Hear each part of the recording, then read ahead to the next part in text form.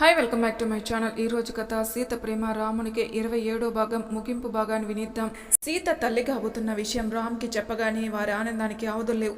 ఇద్దరికి కూడా వాళ్ళ ప్రేమకి ప్రతిరూపం వస్తుందన్న సంతోషం వారిని నిలువనివ్వడం లేదు. సీత ఇంటికెళ్దాం పద, అందరికీ ఈ శుభవార్త చెప్పాలిగా. సరే బావా అంటూ రామ్ సీత రూమ్ నుండి బయటికి వస్తారు. రామ్ బయటికి రాగానే గౌతమ్ సంతోషంగా వెళ్ళి రామ్ని హక్ చేసుకుని కంగ్రాట్స్ రా అంటాడు. Thanks Gautam. Congrats Sita. Thanks. అప్పుడే రాజేష్ వస్తూ రామ్ని హక్ చేసుకుని గిరిగిరా తిప్పుతూ కంగ్రాట్స్ రా బావా. బావా నాకు మేనకోడల్ని ఇస్తున్నావు కదా అందుకు. ఒరేయ్ నాకు కోడలు, నా కొడుకు దేవికి భార్యరా. నేను ఎప్పుడో మాట తీసుకున్నాను రామ్ దగ్గర. ఓకేరా గౌతమ్, పాప పుడితే నీ కొడుక్కి, ఒకవేళ బాబు పుడితే నా కూతురికి, సరేనా? అయితే ఓకే. సీత కంగ్రాట్స్ రా. థ్యాంక్స్ అన్నయ్య. ఏంట్రా కనీసం మమ్మల్ని ఒక్క మాట కూడా అడగకుండా మీరే పంచుకుంటున్నారు మా పిల్లల్ని. నీ పర్మిషన్ ఎందుకంట, మాకు మా చెల్లెమ్మ సపోర్ట్ చాలు. ఏమంటావు చెల్లి? మీరు ఏదంటే అదే అన్నయ్య అని సీత చెప్పగానే అందరూ సంతోషంగా నవ్వుకుంటూ ఉంటారు. అప్పుడే దేవుని రామ్ ఎత్తుకొని, ఒరే అల్లుడు, నీకు తొందరలోనే నీ పిల్లాన్ని ఇస్తాంరా అంటూ దేవుకి చెప్పగానే ఏదో అర్థమైనట్టుగా సిగ్గుపడుతున్నాడు. రోజీ స్వీట్ తీసుకుని వచ్చి సీతకి రామ్కి తినిపించి కాసేపు వాళ్ళతో మాట్లాడిన తర్వాత ఇద్దరు వారింటికి వెళ్తారు. రామ్ సీత వెళ్ళేసరికి అందరూ హాల్లో కూర్చొని మాట్లాడుకుంటూ ఉన్నారు. రామ్ నేరుగా వెళ్ళి ప్రసాద్ దగ్గర కూర్చొని తను పట్టుకుని, నాన్న. రామ్ ఒక్కసారిగా అలా వచ్చి తను పట్టుకునేసరికి ప్రసాద్ కంగారుగా, రామ్ ఏమైంది? సీత వెళ్ళి బామ్మ పక్కన కూర్చుని ఉంది. నాన్న, అమ్మ మళ్ళీ మన మధ్యలోకి వస్తుంది. రామ్ చెప్పింది ప్రసాద్కి అర్థం కాలేదు, కానీ బామ్మకి విషయం అర్థమైంది. సీతని చూసేసరికి తను సిగ్గుపడుతూ తల కిందికి వేసుకునుంది. వెంటనే బామ్మ సీతని పట్టుకుని తనని చూస్తూ, నిజమా సీత అని అడగగానే సీత నవ్వుతూ అవును అన్నట్టుగా తలని ఊపుతుంది. వెంటనే బామ్మ సీతని హక్ చేసుకుని, ప్రసాద్, సీత తల్లి కాబోతుంది, మన కళ్యాణి మళ్ళీ మన మధ్యలోకి వస్తుంది అంటూ ఎమోషన్ అయి ఏడుస్తూ సీతని పట్టుకుని ఉండిపోయింది. సీత తల్లి కాబోతుందని తెలిసి సుధా, హరి అందరూ ఎంతగానో సంతోషపడిపోయారు. రామ్ సీతలు ఇద్దరూ అందరి దగ్గర ఆశీర్వాదం తీసుకుని వాళ్ళ గదిలోకి వెళ్ళిపోయారు. రామ్ వాళ్ళు రూమ్కి వెళ్ళగానే సీతని బెడ్పై కూర్చోబెట్టి తన వల్లో పడుకొని పోయాడు. బావా ఏంటిది? ఏమో సీత, ఈరోజు మొత్తం నీ ఒళ్ళోనే పడుకోనుంది. సీత నవ్వుతూ రామ్ జుట్టులోకి చేతిని పోనిచ్చి సరి చేస్తూ ఉంది. రాత్రి అందరూ ఎంతగా నచ్చజెప్పినా సీతకి ఏం తిందామన్నా వికారంగా ఉంది. బామ్మ ప్లీజ్, నాకు వీటిని చూస్తేనే వామిటింగ్ వస్తుంది, వద్దు. అలాగంటే ఎలా సీత, కొంచెం ఓర్చుకొని తినాలి, తప్పదు. సీతకి ఏం తిందామన్నా కడుపులో వికారం వల్ల తినలేకపోతుంది. రామ్కి సీత బాధ అర్థమై, బామ్మ తనని ఇబ్బంది పెట్టకు. ఇబ్బంది పెట్టద్దు అంటే ఎలా రామ్? కొంతమందికి ఇలానే వేవిళ్ళు అవుతూ ఉంటాయి. కనీసం 3వ నెల వరకైనా సీత వీటిని ఓచుకోక తప్పదు. ఏంటి 3 నెలలా? నా వల్ల కాదు బామ్మ. తప్పదు సీత మరి. బామ్మ అలా చెప్పగానే సీత రామ్ని చూస్తుంది. రామ్ వెళ్ళి సీత పక్కన కూర్చుని, ఏంట్రా బాధగా ఉందా? అవును బావా, కొంచెం బాధగా ఉంది, కానీ ఇష్టంగా కూడా ఉంది అంటూ రామ్ని చూస్తూ నవ్వుతుంది. బామ్మ తనకి అన్నం ఏమీ వద్దు, నేను ఫ్రూట్స్ కట్ చేసి తనకు పెడతాను అన్నాడు. సరే మీ ఇష్టం, కానీ సీత నువ్వు ఓర్చుకొని తినకపోతే మాత్రం లోపల బేబీకి ఫుడ్ అందదు అంటూ బామ్మ అక్కడి నుండి వెళ్ళిపోయింది. సీత నువ్వు వెళ్ళు, నేను ఫ్రూట్స్ కట్ చేసి తీసుకుని వస్తాను అంటూ రామ్ చెప్పగానే సీత వాళ్ళ గదిలోకి వెళ్ళి బెడ్లో ఒరిగిపోయింది. రామ్ తనకిష్టమైన యాపిల్, జామ పండ్లని కట్ చేసుకుని వెళ్ళేసరికి సీత అలసటగా పడుకుని ఉంది. రామ్ సీతని లేపి, కొన్ని ముక్కలు తిని పడుకో సీత అన్నాడు. సీతకి వాటిని చూసినా కూడా తినాలనిపించడం లేదు. బావా ప్లీజ్ వద్దు. సీత ఏమీ తినకపోతే నీరసం వస్తుంది, ప్లీజ్ అంటూ రామ్ సీతకి ఒక్కొక్క ముక్క తినిపిస్తూ మాటల్లో పెట్టేశాడు. సీత కూడా రామ్తో మాటల్లో పడిపోయి కొన్ని పండ్ల ముక్కలు తినింది. రామ్ సీతని పట్టుకుని పడుకొని పోయాడు. సీత ముఖం చాలా నీరసంగా ఉంది. రామ్ సీతకి చూస్తూ, నువ్వే ఒక చిన్నపిల్ల మెంటాలిటీ ఉన్నదానివి, నువ్వు మరొక చిన్న పాపకి జన్మనివ్వబోతున్నావు అని అలా అనుకుంటూనే రామ్ కూడా నిద్రపోతాడు. అలా రోజులు గడుస్తున్నాయి. సీతకి 5వ నెల వచ్చింది. అంగరంగ వైభవంగా సీమంతం చేశారు. అలా సీతని అపురూపంగా చూసుకుంటూ చెకప్లకి అలా వెళ్తూ సీతని గమనిస్తూ ఉంటాడు రామ్. ఒకరోజు ఎందుకో కంగారుగా ఉంది బావా అన్నది సీత. దేనికి అన్నాడు. ఏమో తెలడం లేదు. రామ్ సీత ముఖాన్ని చేతిలోకి తీసుకుని తన కళ్ళలోకి చూస్తూ, ఏం కాదు సీత, నేనుండగా నీకేం కానివ్వను అంటూ సీతకి ధైర్యం చెబుతాడు. రామ్, బావా మన బేబీకి ఏం కాదు కదా? ఏం కాదు, నువ్వు ఎక్కువగా ఆలోచించకుండా పడుకో అంటూ రామ్ సీతని తన ఒళ్ళో పడుకోబెట్టుకుని జోకొడుతూ ఉన్నాడు. కాసేపటికి సీత రామ్లు పడుకొని పోయారు. ఉదయం రామ్ నిద్రలేచి పక్కన సీతని చూసి, సీత లేరా, పొద్దెక్కి చాలాసేపయింది అని సీతని తన వైపుకు తిప్పుకునేసరికి నోటి నుండి నొరగలొచ్చున్నాయి. రామ్ తనని అలా చూసి కంగారుగా సీతని లేపే ప్రయత్నం చేస్తాడు. కానీ సీత స్రోలో లేదు. ఒళ్ళంతా చల్లగా అయిపోయింది. సీతని ఎంతగా తట్టినా కదిపినా లేవకుండా అలానే పడుకుని పోయింది. రామ్లో కంగారు మొదలైంది. సీత, సీత లే, ఏమైంది నీకు? సీత కళ్ళు తెరువు ప్లీజ్. సీత నాకు భయంగా ఉంది, లేవే. బామ్మ, నాన్న అంటూ రామ్ కేకలు పెట్టేసరికి ఇంట్లో వాళ్ళందరూ రామ్ గదిలోకి వచ్చి సీతను అలా చూసి షాక్ అయి వాళ్ళు కూడా సీతని లేపే ప్రయత్నం చేస్తారు. కానీ సీత అస్సలే మేలుకోవడం లేదు. వెంటనే హరి అంబులెన్స్కి ఫోన్ చేయడం వల్ల సీతని హాస్పిటల్లో అడ్మిట్ చేశారు. రామ్కి ప్రాణం పోతున్నట్టుగా ఉంది. సీతకి ఏం జరిగిందో తెలియడం లేదు. రాత్రి తనతో సీత మాట్లాడిన మాటలు తలుచుకొని రామ్ ఏడుస్తూనే ఉన్నాడు. అప్పుడే రోజీ, గౌతమ్ కూడా హాస్పిటల్కి చేరుకున్నారు. రామ్, గౌతమ్, సీతరా అంటూ తనని పట్టుకొని ఏడుస్తూ ఉంటే గౌతమ్ రామ్కి ధైర్యం చెప్పే ప్రయత్నం చేస్తాడు. కానీ రామ్ వినే స్థితిలో లేడు. రోజీ వెళ్ళి కుటుంబ సభ్యులందరికీ ధైర్యం చెబుతూ ఉంది. అప్పుడే డాక్టర్ వస్తూ, చూడండి, సీతకి నిద్రలోనే హై బీపీ వల్ల ఫిట్స్ వచ్చాయి. డాక్టర్ ఏం చెబుతున్నారు? అవును రామ్, సీత పరిస్థితి చాలా సీరియస్గా ఉంది. నేను సీతకి ముందే చెప్పాను, నీ ప్రెగ్నెన్సీలో రిస్క్ ఉంది, అబార్షన్ చేయించుకొని. కానీ సీత నా మాట వినలేదు. నన్ను కూడా మీకు చెప్పొద్దని బ్రతిమలాడింది. డాక్టర్ చెబుతుంటే రామ్కి షాకింగ్గా ఉంది. సీత ఇన్ని రోజులు ఎప్పుడూ కూడా తనకి చెప్పలేదు. అవును రామ్, తను కేవలం మీకు, మీ అమ్మగారిని తన పాప రూపంలో ఇవ్వాలని చెబుతూ ఉండేది అని డాక్టర్ చెప్పగానే రామ్ అక్కడే కుర్చీలో కూలబడిపోయాడు. అందరూ కూడా రామ్ని అలా చూస్తూ సీత చేసిన పనికి కుమిలిపోయి ఏడుస్తూ ఉన్నారు. చూడండి, ఇప్పుడు మీకు వివరిస్తూ ఉండలేను. వెంటనే సీతకి ఆపరేషన్ చేయాలి, లేకపోతే సీత ప్రాణానికే ప్రమాదం. కానీ డాక్టర్, సీతకి ఇప్పుడు 8వ నెలలే కదా. అవును, ఇప్పుడు మేము బేబీని కూడా బతికించలేం. పాపకి గ్రోత్ లేదు. సీతకి బీపీ కూడా చాలా ఎక్కువగా ఉంది. ఇలాగే ఉంటే సీత మెదడులో రక్తనాళాలు చిట్లిపోయే అవకాశం కూడా ఉంది రామ్. కానీ మా సీత ఇన్ని రోజులు తన ప్రాణాన్ని పణంగా పెట్టినందుకు పాపను కూడా కాపాడే ప్రయత్నం చేయండి డాక్టర్. చెప్పలేను హరి గారు, ఇప్పుడు మనం సీతని కాపాడుకోవాలంటే తన పాపని అబార్షన్ చేసి తీయాలి అంటూ డాక్టర్ చెప్పగానే అందరూ షాక్ అయ్యి ఏడుస్తూ ఉండిపోయారు. మా కళ్యాణి ఇన్ని రోజులకి మా మధ్యలోకి వస్తుందని సంతోషపడుతూ ఉంటే ఇలా జరిగిపోయింది ఏంటి బామ్మ అని ఏడుస్తూ ఉంది. డాక్టర్ రామ్ ముందరికెళ్ళి, చూడండి, మీరు ఆలోచించే ప్రతి నిమిషం మీ సీత ప్రాణానికి అపాయంగా మారుతుంది. డాక్టర్, నేను సీతను చూడొచ్చా? తప్పకుండా వెళ్ళండి, నేను పేపర్స్ పంపిస్తాను. మీరు బేబీని తీసివేయడానికి ఒప్పుకున్నట్లు సంతకం పెట్టండి అంటూ డాక్టర్ అక్కడి నుండి వెళ్ళిపోతుంది. రామ్ నేరుగా సీత ఉన్న గదిలోకి వెళ్ళేసరికి సీతకి వైర్లన్నీ చుట్టి ఉన్నాయి. సీతని అలా చూడగానే రామ్కి దుఃఖం ఆగడం లేదు. వెళ్ళి సీత పక్కన కూర్చుని తన తల మీద చేతిని వేస్తూ, సీత, ఏంటి ఇది? నేను అడిగానా నీ ప్రాణాన్ని రిస్క్లో పెట్టి నాకు పాపనివ్వమని? నీకు తెలుసు కదా సీత, నాకు నువ్వు తప్ప ఎవరూ ముఖ్యం కాదని. నాకు నువ్వుంటే చాలు సీత అంటూ సీత నుదుటిపైన ముద్దు పెట్టుకుని డాక్టర్ దగ్గరికి వెళ్తాడు.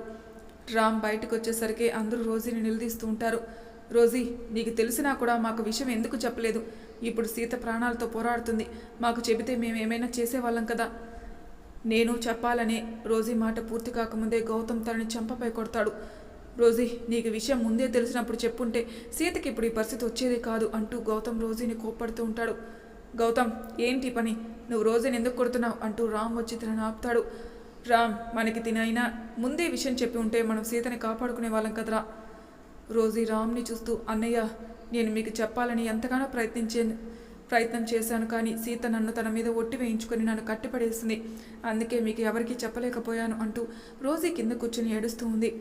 రామ్ రోజీని లేపి తన కన్నీటిని తుడిచి, ఏడవకు, ఇందులో నీ పొరపాటు ఏమీ లేదు. అన్నయ్య, నిజం రోజీ, నువ్వు బాధపడకు, నేను డాక్టర్ని కలిసి వస్తాను అంటూ రామ్ డాక్టర్ రూమ్కి వెళ్తాడు. గౌతమ్ రోజీని కోపంగా చూస్తూ దూరంగా వెళ్ళి కూర్చుంటాడు. బామ్మ రోజీని ఓదార్చి పక్కన కూర్చోబెట్టి అందరూ దేవుణ్ణి ప్రార్థిస్తూ ఉన్నారు. డాక్టర్, రండి మిస్టర్ రామ్. డాక్టర్, ఇప్పుడు నా సీత పరిస్థితి ఏంటి? రామ్, సీతకి ప్రెగ్నెన్సీ కావడం అనేది నిజంగా అదృష్టం అని చెప్పాలి. అంటే సీత తీసుకున్న రేడియోథెరపీ వల్ల వీరికి ప్రెగ్నెన్సీ అనేది వస్తుందని కరెక్ట్గా చెప్పలేం.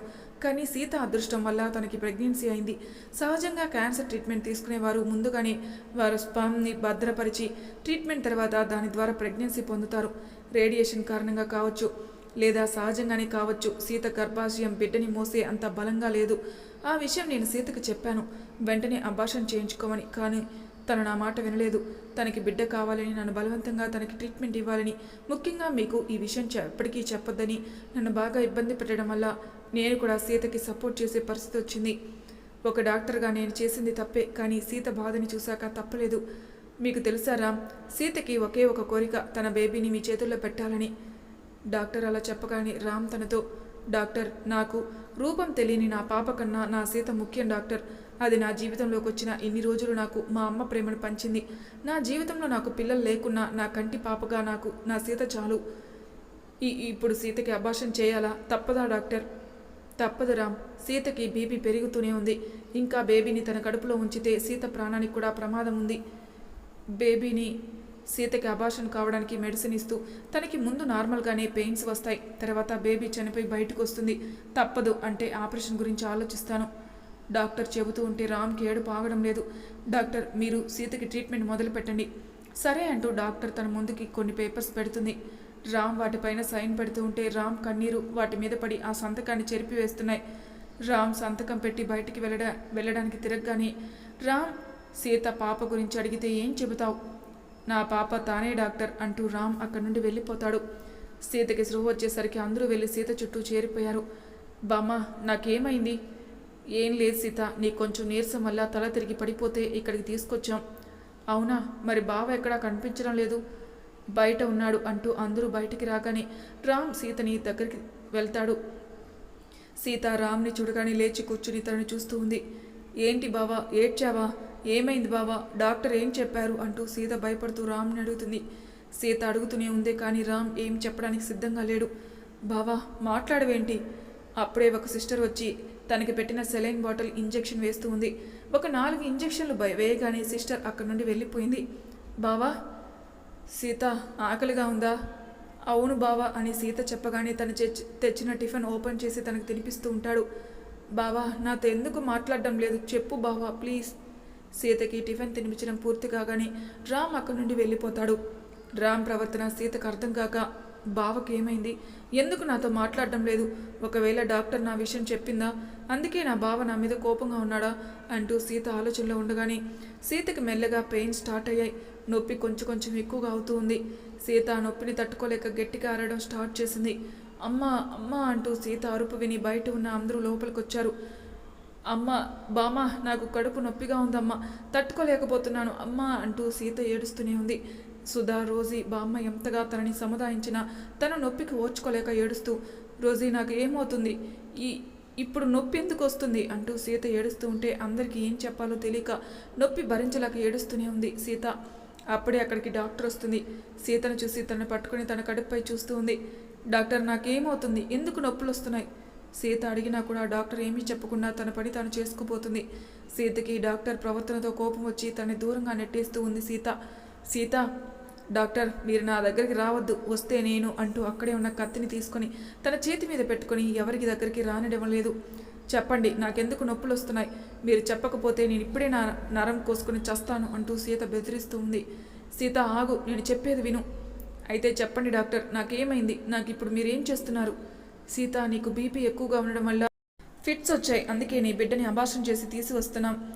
డాక్టర్ అలా చెప్పగానే సీత ఏడుస్తూ, నా అనుమతి లేకుండా నా బిడ్డని ఎలా నాకు దూరం చేస్తారు అంటూ నీ సీత నొప్పిలు భరించలేక ఏడుస్తూ ఉంది. అసలు ఎవరు మీకు చెప్పింది నా బిడ్డను నాకు దూరం చేయమని? అసలు బావ ఎక్కడ? నా బావకి ఈ విషయం తెలిస్తే మిమ్మల్ని ఊరికే వదలడు అంటూ సీత అడుగుతూనే ఉంది. సీత, అసలు నీకు అబార్షన్ చేయమని చెప్పిందే మీ బావ రామ్. డాక్టర్ అలా చెప్పగానే సీత షాక్ అయి, లేదు లేదు, నా బావ ఎప్పటికీ అలా చెప్పడు. నిజం సీత, నీ ఆరోగ్యం వల్ల ఇప్పుడు బేబీని కడుపులో ఉంటే నీ ప్రాణానికే ప్రమాదం, అందుకే రామ్ కూడా నీ అబార్షన్కి ఒప్పుకున్నాడు అనగానే సీత కత్తిని కింద పడేసి అక్కడే మంచంలో నొప్పులతో ఏడుస్తూనే ఉంది. అప్పుడే రామ్ తన గదిలోకి వస్తాడు. రామ్ని చూడగానే సీత కోపంగా రామ్ దగ్గరికి వెళ్ళి తనని లాగిపెట్టి చంపపై కొడుతుంది. నువ్వు ఎవరు నా పాప నాకు దూరం చేయడానికి? నీకేం అధికారం ఉంది? సీత, నేను చెప్పేది విను. నేను వినను. నా పాపకి ఏమైనా అయిందో నేను ఈ జన్మలో క్షమించను. నా ప్రాణాన్ని ప్రాణంగా పెట్టి నా బిడ్డకు ఊపిరి పోసాను, కానీ నువ్వు నా బిడ్డని చంపమని చెప్పావు. సీత, వద్దు, నా పాప లేనిదే నువ్వు కూడా నాకొద్దు. సీతకి నొప్పులు ఎక్కువగా అయ్యి బ్లీడ్ కూడా డిశ్చార్జ్ అవుతుంటే వెంటనే సీతని ఆపరేషన్ థియేటర్కి తీసుకుని వెళ్లారు. రామ్కి సీత అన్న మాటలు మనసులో మెదులుతుంటే ఎవరికీ తన వేదన చెప్పాలో తెలియక బయటే కూర్చొని తనకి తాను ధైర్యం చెప్పుకుంటూ ఉన్నాడు. అప్పుడే సీతని తీసుకెళ్లి గంటకు పైగా అయింది.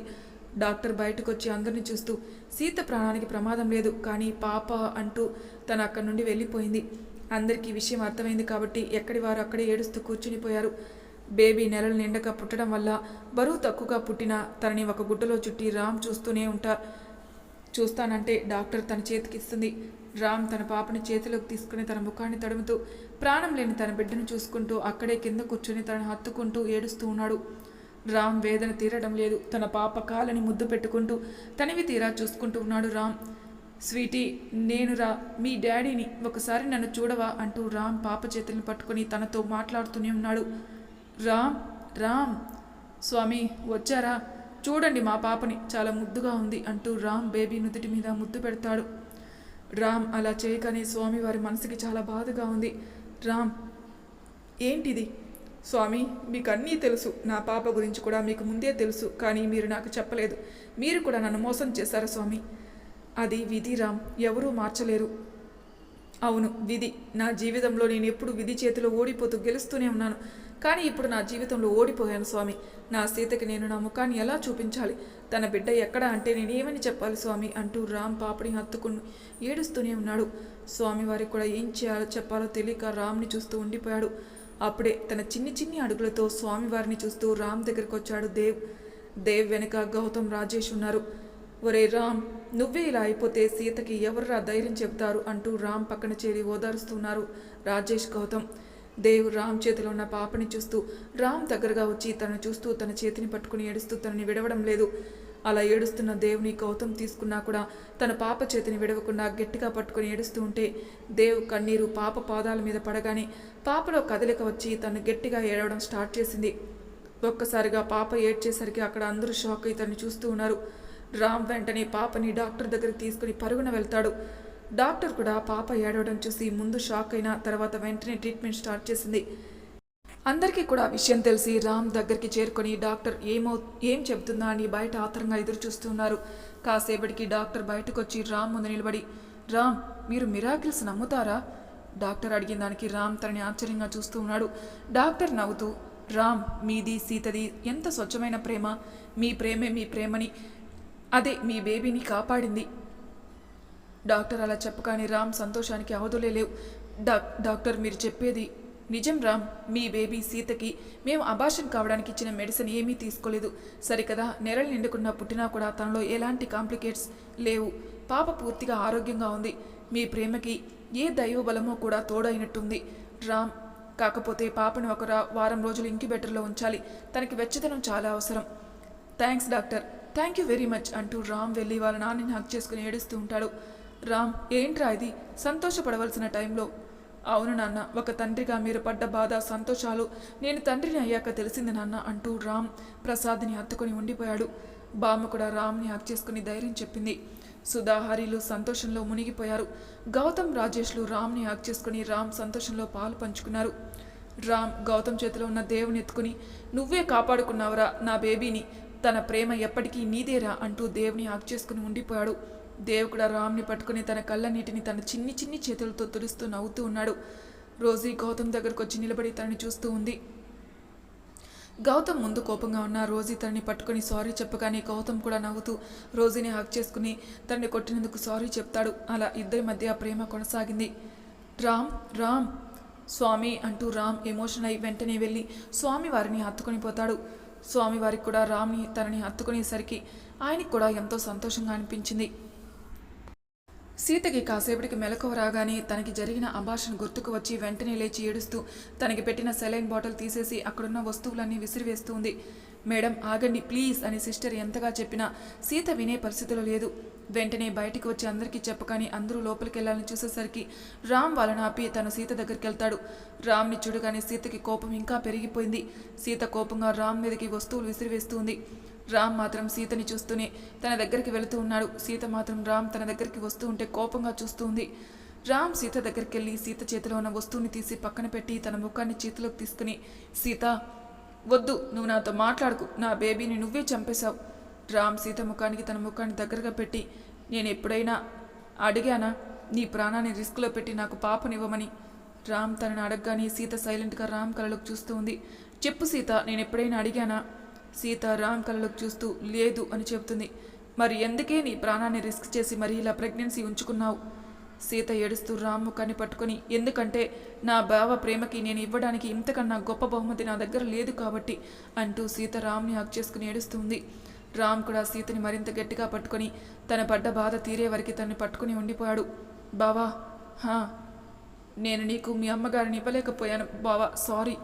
సీత, నువ్వు నాకు బహుమతి ఇచ్చావే అంటూ సీతని గట్టిగా పట్టుకొని తనకి చెవు మీద ముద్దు పెడతాడు.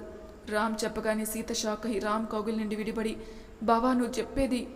రామ్ సీతని చూస్తూ నవ్వుతూ, అవును సీత, మన పాపకి ఏం కాలేదు, తను క్షేమంగా ఉంది. బావా, నువ్వు చెప్పేది నిజమా?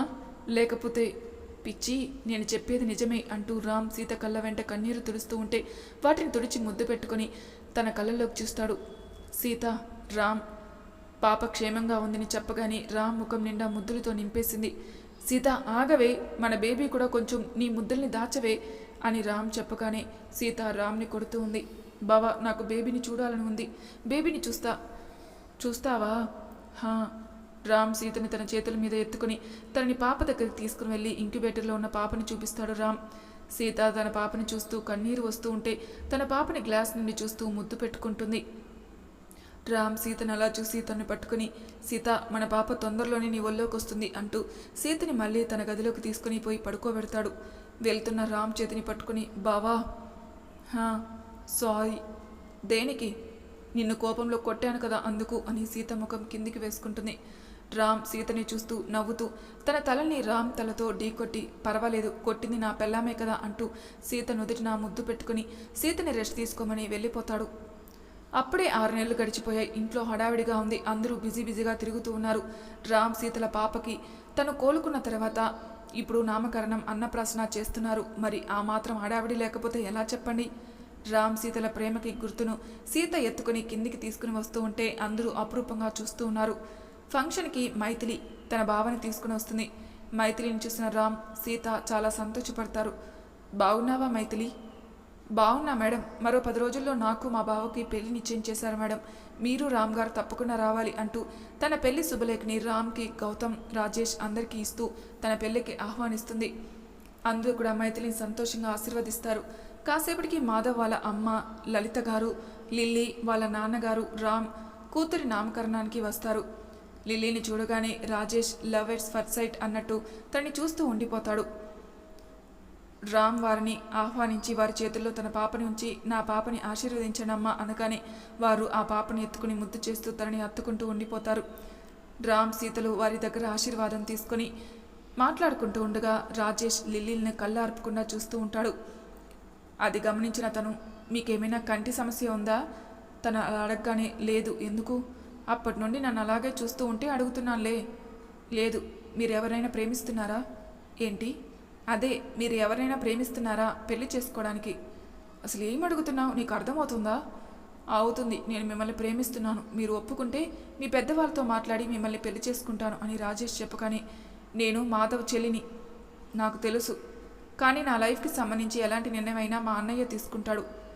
రామే కదా, నేను తనకు చెప్తానులే, కానీ నేనంటే నీకు ఇష్టమేనా అని రాజేష్ తనని అడగగానే లిల్లీ తనని చూడలేక సిగ్గుపడుతూ తలని కిందికి వేసి నవ్వుతూ ఉంది. రాజేష్కి అర్థమై వెంటనే లిల్లీ బుగ్గ మీద ముద్దు పెడుతూ అక్కడి నుండి రామ్ దగ్గరికి వెళ్తాడు. రాజేష్ చేసిన పనికి సిగ్గుపడుతూ లిల్లీ పక్కకి చూడగానే అక్కడే సీత తను చూస్తూ ఉంది.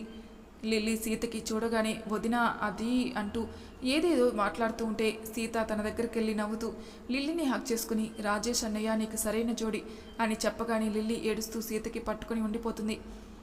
బావా, బావా, ఏంట్రా మళ్ళీ నాతో ఏమైనా అవసరం పడిందా? అంటే ఏంట్రా, నీతో అవసరం ఉంటేనే నేను నిన్ను బావా అని పిలుస్తాననుకుంటున్నావా? మరీ సాగదీకు, కానీ విషయం చెప్పు. మరే నేను, ఒరే సిగ్గుపడగరా, అది నేను మాధవ్ చెల్లి లిల్లీని పెళ్లి చేసుకుంటానురా. నువ్వా? ఏంట్రా అంత షాక్ అయ్యావు? నేను సరిపోనా మీ చెల్లికి? రామ్ వెంటనే రాజేష్ని హక్ చేసుకుని, నీకన్నా గొప్పవాడిని నా చెల్లికి నేను తీసుకురాలేనురా అంటూ, అవును, ముందు నా చెల్లిని అడిగావా? నీకు చెబుతాను. ఆ అవసరం లేదు బావా, ఆల్రెడీ వీళ్ళ ప్రపోజల్ అయ్యాయి అంటూ లిల్లీని తీసుకుని వస్తుంది సీత. లిల్లీ నీకు ఇష్టమేనా? తను సిగ్గుపడుతూ ఉంటే రామ్ వెళ్ళి తన ముఖాన్ని పట్టుకుని, చాలా సంతోషం రా, నేను వెంటనే అమ్మ వాళ్ళతో మాట్లాడతాను. అవసరం లేదు బాబు, నా కొడుకుగా నువ్వు నీ చెల్లి పెళ్లి నిర్ణయం తీసుకునే హక్కు నీకుంది రామ్ అంటూ లలిత వచ్చి రామ్ని పట్టుకుని మాధవ్ని తలుచుకుని ఏడుస్తూ రామ్ని నుదుటి మీద ముద్దు పెట్టుకొని రామ్ని చూస్తూ ఉంటుంది. రామ్ ఒక పక్కగా లిల్లీని ఒక పక్కగా లలితని పట్టుకుని రాజేష్ని చూస్తూ, రాజేష్, నీకు నా చెల్లినిచ్చి పెళ్లి చేయడానికి మా కుటుంబం అందరం ఒప్పుకుంటున్నాం కాబట్టి వెంటనే అంకుల్ వాళ్ళని రమ్మని చెప్పు అనగాని అందరూ హ్యాపీగా ఫీల్ అవుతూ ఉంటారు. సీత రామ్ని అలా చూస్తూ ఉండిపోయింది. వాళ్ళు వెళ్ళగానే, ఏంటి అమ్మగారు నన్ను అలా చూస్తూ ఉన్నారు? సీత రామ్ని హగ్ చేసుకుని ముద్దులు పెడుతూ, అసలు నీకెంత ఓపిక ఏంటిరా, నీకు కోపం రాదా? నువ్వు నాకు రోజు రోజుకి తెగ నచ్చేస్తున్నావురా బావా. రానా? అవునరా నా బంగారు బావా అంటూ రామ్ బుగ్గని కొరికి అక్కడి నుండి పరుగున వెళ్ళిపోతుంది సీత. రామ్ సీతని చూస్తూ నవ్వుకుంటూ బయటికెళ్తాడు. బామా ఏమైంది, ఎందుకంత టెన్షన్గా ఉన్నావు? ఏం చేయండిరా, అయ్యగారు ఇంకా రాలేదు. అయ్యో మరిప్పుడు ఎలా? అదే కదరా నా ఆందోళన కూడా అంటూ అటు ఇటు రాజేష్ అటు బామ్మ హైరాణ పడుతూ ఉన్నారు. రామ్ వాళ్ళని చూసి, ఏంట్రా ఇద్దరు తెగ తిరుగుతూ ఉన్నారు? రామ్, అయ్యగారు వస్తూ ఉంటే తన బండి టైర్ పంచర్ అయిందంట్రా. అయితే ఇప్పుడు నా ముని మనవరాలకి నామకరణం చేయాలి కదరా, ముహూర్తానికి సమయం ఎక్కువగా లేదు, ఈయన ఎప్పుడొస్తాడో ఏంటో. బామ్మ నువ్వు కంగారు పడుకు, నేను ఇప్పుడే ఒక అయ్యగారికి తీసుకుని వస్తాను కదా. ఇప్పటికిప్పుడు ఎవరు వస్తారా? నేను తీసుకొస్తాను అని రామ్ బయటికి వెళ్తాడు. రామ్ ఎవరూ లేరని కన్ఫర్మ్ చేసుకుని స్వామి అంటూ గట్టిగా పిలుస్తాడు. వెంటనే స్వామివారు రామ్ ముందు ప్రత్యక్షమవుతాడు. స్వామివారిని చూసిన రామ్ ఆయన అవతారం చూసి నవ్వుతూ, ఏంటి స్వామి ఇది, కొంపదీసి మళ్ళీ వెన్నె దొంగతనం చేస్తున్నారా ఏంటి? నన్ను టైం కాని టైంలో పిలిచింది కాక వెట్టకారంగా నవ్వుతూ ఉన్నావా? నా సత్య చాలా రోజులకి నాకు ప్రేమగా వెన్న తినిపిస్తూ ఉంటే నన్ను పిలిచి నా రొమాన్స్ని డిస్టర్బ్ చేసింది కాక నవ్వుతున్నావా? అవునా, సారీ స్వామి, నేను అనుకోలేదు కదా. సరే మీరు వెళ్ళండి. ఏంటి వెళ్ళేది? నేను వెళ్ళినా నన్ను సత్య నీకు కావాల్సింది చేయకుండా వెళ్తే నన్ను మళ్ళీ కిందికి నెట్టేస్తుంది అని చెప్పగానే రామ్ నవ్వుతూ ఉంటాడు. నవ్విన కాడికి సాలు కానీ నన్ను ఎందుకు పిలిచినావు? స్వామి, మా పెళ్లి చేసి మాకు మీ ఆశీర్వాదం ఇచ్చారు, అలాగే నా పాపకి నామకరణం చేసి నా బిడ్డని ఆశీర్వదించండి. తప్పదా? తప్పదు అంటూ స్వామివారిని రామ్ తన ఇంటికి తీసుకుని వస్తాడు. అన్నీ రెడీగా ఉన్నాయి కాబట్టి వేద మంత్రాల మధ్య రామ్ సీతల పాపకి నామకరణం జరుగుతుంది. రామ్, మీ పాప జాతకం ప్రకారం తనకి దా దే ది అక్షరాల మీద పేరు పెట్టాలి. మీరందరూ అనుకుని మీ పాప పేరుని ఆ బియ్యంలో రాయమని చెప్పగానే రామ్కి స్వామివారు హాస్పిటల్ అన్న పేరు గుర్తుకొచ్చి రామ్ దేవుని గౌతమ్ దగ్గర నుండి తీసుకుని తన ఒళ్ళో కూర్చోబెట్టుకుని నా పాప పేరు అంటూ దేవ్ చేతిని తన చేతి మీద పెట్టుకుని బియ్యంలో దేవకి అని రాస్తాడు. అందరూ కూడా రామ్ని చూసేసరికి, అవును నా కూతురు ఇక లేదు అనుకునే టైంలో దేవ్ తన ప్రేమ తిరిగి తన దగ్గరికి తీసుకుని వచ్చాడు. కాబట్టి ఈ దేవకి నా అల్లుడు దేవ్ సొంతం అనగానే సీత ఒళ్ళో ఉన్న దేవకి దేవుని చూస్తూ నవ్వుతుంది. దేవకి నవ్వులో ఏం అర్థమైందో కానీ రామ్ ఒళ్ళో నుండి లేచి సీత ఒళ్ళో ఉన్న దేవకికి నుదుటి మీద ముద్దు పెడతాడు. అందరూ కూడా దేవ్ చేసిన పనికి షాక్ అయి వాని చిన్ని వేషాలను చూస్తూ నవ్వుకుంటారు. రామ్, నేను ఇక వెళ్ళనా? వెళ్ళిరండి స్వామి అంటూ రామ్ స్వామివారి ఆశీర్వాదాలు తీసుకుని స్వామివారి దగ్గర సెలవు తీసుకుంటాడు. దేవకి నామకరణం పూర్తి చేసిన తర్వాత వరుసగా పుస్తకం, బంగారు, డబ్బులు, ఇతర వస్తువులు పెట్టి దేవకిని ముందు కూర్చోబెట్టి అందరూ చప్పట్లు కొడుతూ తనని పిలుస్తున్నారు. కానీ తనని కూర్చోబెట్టిన చోట నుండి దేవకి కదలకుండా అలాగే చూస్తూ ఉంది. రోజీ ఒళ్ళో కూర్చుని ఉన్న దేవ్ లేచి మెల్లగా నడుస్తూ వెళ్ళి డబ్బు, బంగారు ఉన్న వరుసలో కూర్చుని దేవకిని చూస్తూ నవ్వుతూ ఉంటాడు. దేవ్ వచ్చి కూర్చోగానే దేవకి నవ్వుతూ పాకుతూ వస్తూ ఉంటే అందరూ అటు దేవుని ఇటు దేవకిని చూస్తూ టెన్షన్గా ఉన్నారు. దేవకి దేవుని చూస్తూ నవ్వుకుంటూ వచ్చి అక్కడున్న వస్తువులన్నీ వదిలిపెట్టి దేవ్ దగ్గరకు వచ్చి తన జుట్టు పట్టుకుని పీకుతూ ఉంది. దేవకి తన జుట్టుని పట్టుకుని లాగేసరికి దేవికి కోపం వచ్చి తనని గిచ్చుతాడు. అంతే, ఒక్కసారిగా ఇల్లంతా దద్దరిల్లి మాదిరిగా వారి ఏడుపుతో నిండిపోయింది. సీత వెంటనే దేవకిని ఎత్తుకుని ఊరుకోబెడుతుంది. రోజీ కూడా దేవుని ఊరుకోబెడుతుంది. కానీ ఇద్దరు ఏడుపు ఆవడం లేదు. ఇలా కాదని ఇద్దరిని కిందికి దించగానే దేవ్ వెంటనే దేవికి దగ్గరికి వెళ్ళి తన పక్కన కూర్చుని తనని చూస్తూ నవ్వేసరికి దేవికి కూడా దేవ్ నవ్వులో శృతి కలుపుతుంది. వీళ్ళని ఇలా చూసిన అందరూ నవ్వుకుంటూ మరో రామ్ సీతల జంట కథ మొదలైందని అనుకుంటున్నారు. ఫంక్షన్ అయిపోగానే రామ్ వాళ్ళ గదిలో అలసిపోయిన సీత రామ్ భుజం మీద పడుకుని సేద తీరితే దేవకి తన నాన్న బొజ్జ మీద పడుకుని తన బోసి నవ్వులతో రామ్ని తన అమ్మలా తన కళ్ళతో తన చిట్టి చేతులతో కబుర్లు చెబుతూ ఉంది. కాసేపటికి దేవకి రామ్ పైనే పడుకుని పోయింది. ఒక పక్క తను ప్రేమించిన మరదలు భార్యగా, మరో పక్క తన తల్లి తన కూతురి రూపంలో తన ఎదపైన ఇద్దరిని చూస్తూ రామ్ కూడా వారిని గట్టిగా పట్టుకుని తను కూడా నిద్రలోకి జారుకున్నాడు. ఇదన్నమాట మన సీతారాముల స్వచ్ఛమైన ప్రేమ కథ. మీ అందరికీ నచ్చే ఉంటుందనుకుంటున్నాను. ఇంతటితో ఈ కథ సమాప్తం. మళ్ళీ మరొక కొత్త కథతో మీ ముందుంటాను. అంతవరకు నా ఛానల్ని సబ్స్క్రైబ్ చేయని వాళ్ళు ప్లీజ్ సబ్స్క్రైబ్ చేసుకోండి, లైక్ చేసి షేర్ చేయండి. మీ అభిప్రాయాలు నాకు కామెంట్ రూపంలో తెలియజేయండి. Thank you for listening.